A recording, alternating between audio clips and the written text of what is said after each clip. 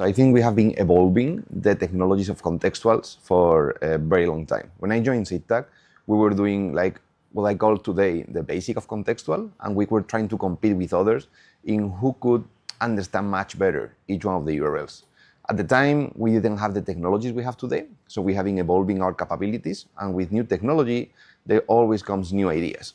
The purpose is still the same, try to help our brands to find exactly their audiences or to conquer a new area that they are not conquering today. And for that, first step we did is that we evolved from the simple contextual into the network level analysis. We applied new technology and we were able to understand different territories to try to bucket them up and sell them to the brands. And after this, we discovered that with new technologies like embeddings, we could train system in something way more complex, which is understanding the context like a brain. And this is where neurocontextual or the neuroscience meets contextual.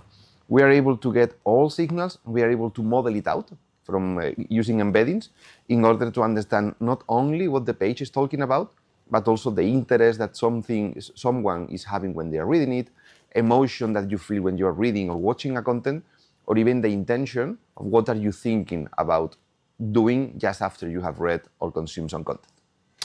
So how do you get those signals about emotion from the consumer? So we are able to to create like a huge data set that we are able then to understand that each content belongs to different emotions, interests, and intention. But the database itself is something that we have been gathering during the last 10 years. So give us an example of a campaign and what you solve. Okay, so there's a very good one regarding the intention part of our neurocontextual models, which was from a tech company. They were trying to sell a new laptop, and we decided to take a new approach. So instead of just grabbing content related with technology and so on, we used our first intention models. The difference here is normally you have many different articles or many different content talking about technology. And the contextual models that we have are able to understand if it's technology, if it's talking about computers or high tech or whatever. But in general, when you are buying technology content, it doesn't always mean that you want to buy something.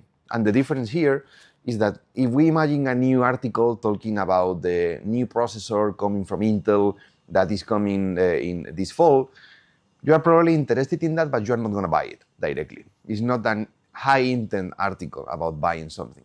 But if you are just back to school and you are looking for a new laptop for your child, just for starting in the new school or whatever, then is where you try to find different kind of articles, and you get into best 10 laptops that you can buy today, sales, and where to buy the cheaper laptop that fits for your kids. And our system is able to understand that both belongs to technology, but even though both belong to technology, is able to bucket them up differently for high intention and low intention articles. So we are able to make sure that all the content that that brand is buying is fitting the purpose that they have. And we have something similar also in emotion. So we had a toy firm doing a campaign with us, and we used emotions for that. And with emotion, we were able to understand nostalgia.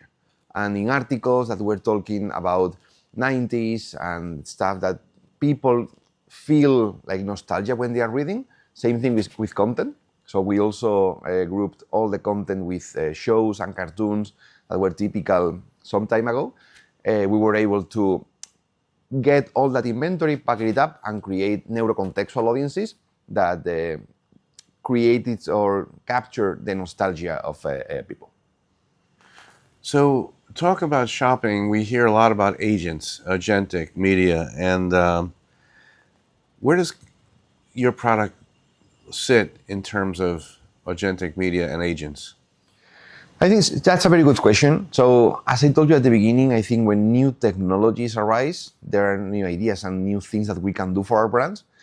One of, in my opinion, the most complex thing to do with contextual is explaining it and creating and building an audience for a brand. And I think the most differentiator that we are bringing into market is that we are not launching like off-the-shelf audiences. We are creating custom stuff for each one of our clients. And to do that, we need some agents, we need the new way of interacting with platforms, because it's not easy to create an audience, customize on the go. So we need an agent to help us. So imagine it as we have created the chat for Neurocontextual. Okay, so instead of getting into a platform and deciding between thousands of different audiences, we changed the approach, and now you talk with an agent and you tell the agent what your purpose, what's the briefing you have for your campaign, what the KPIs you are looking for, kind of the creative you have. You just launch it you throw it to the agent, and the agent is going to start working for you. It's going to draft a custom audience for you. You are able to change it a little bit if you don't like some kind of content, you don't like a typical part of the CTV audience that we are building. You can craft it. Whenever you are happy with it, then you will be able to activate it very easily. And it becomes very easy to both activate and understand what are you actually doing, and how Agentic can help you in selecting the right audience and also activating it much faster.